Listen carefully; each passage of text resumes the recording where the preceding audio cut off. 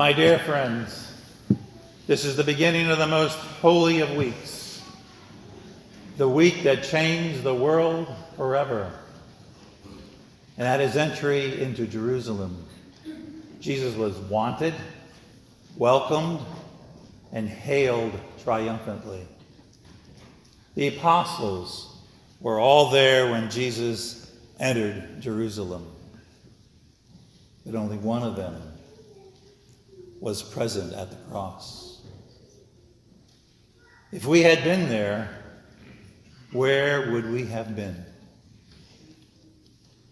Have you ever stopped and pondered and thought about it? Do you hope you would have been there?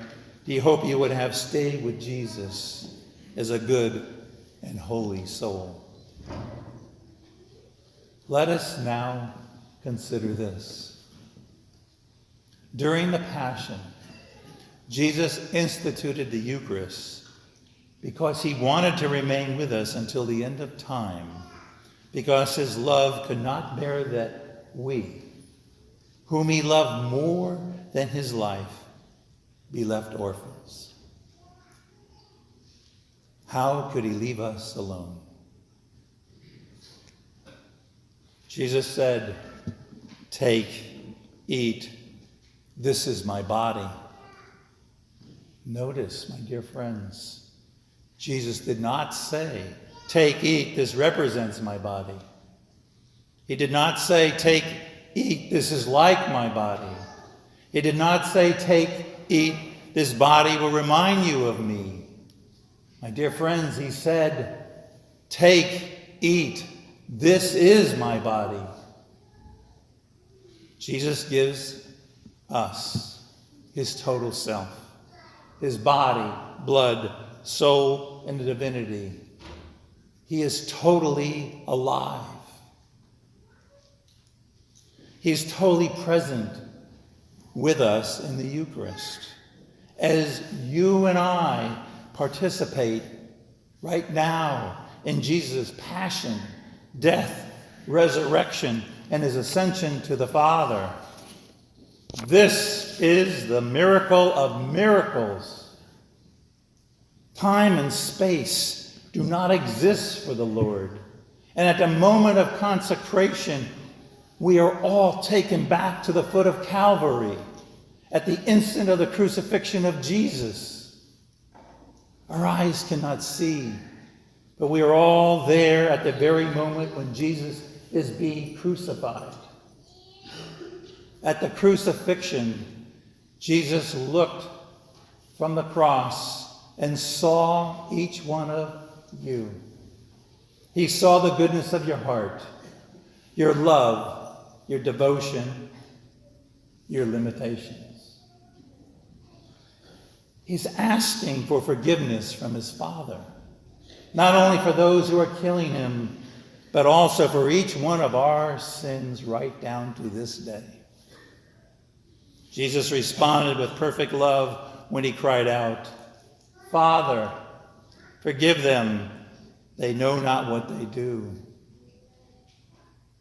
As the priest says the words of consecration, Jesus is wrapping his body around the celebrant as if he were lovingly surrounding the hands of his priest.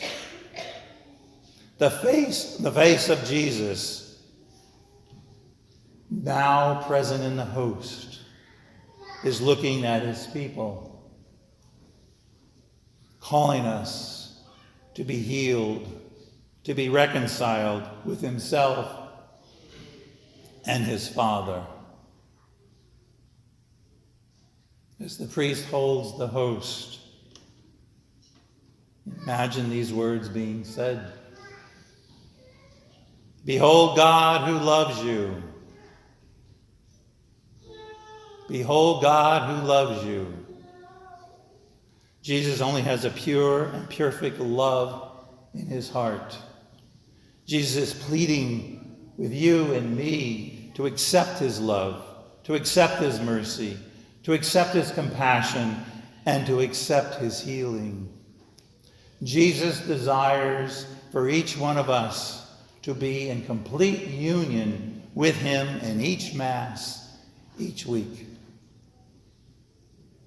The actual crucifixion was extraordinarily painful for Jesus. His suffering was beyond words. But I ask you to consider this, especially in this Holy Week and beyond. The wounds Jesus experienced and continues to experience in his heart to this day, from the rejection of so many, is his greatest pain and causes his greatest suffering.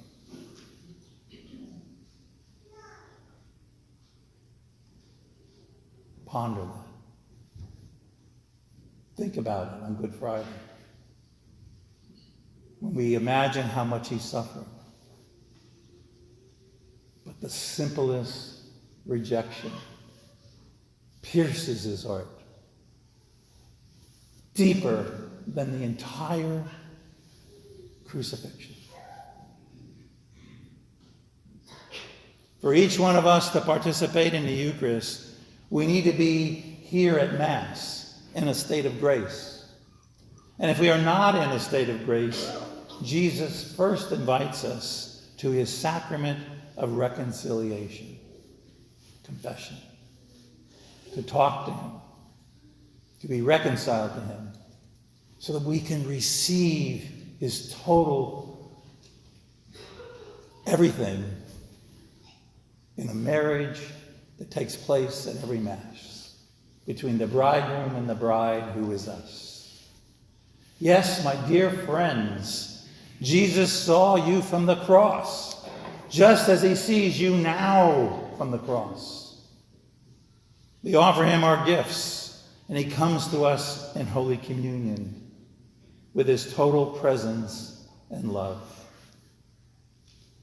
So want him, welcome him, hail him, and allow Jesus to touch you each week, right here at Mass.